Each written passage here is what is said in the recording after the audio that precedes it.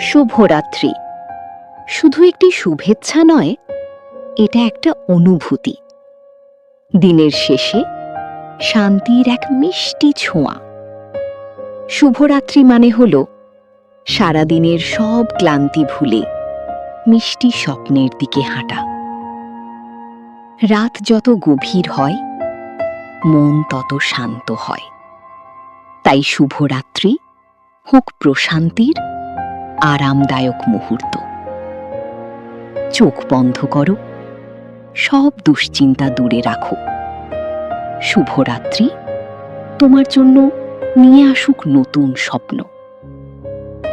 চাঁদের নরম আলো আর তারার মৃদু ঝিলিক তোমার ঘুম হোক আরো মধুর।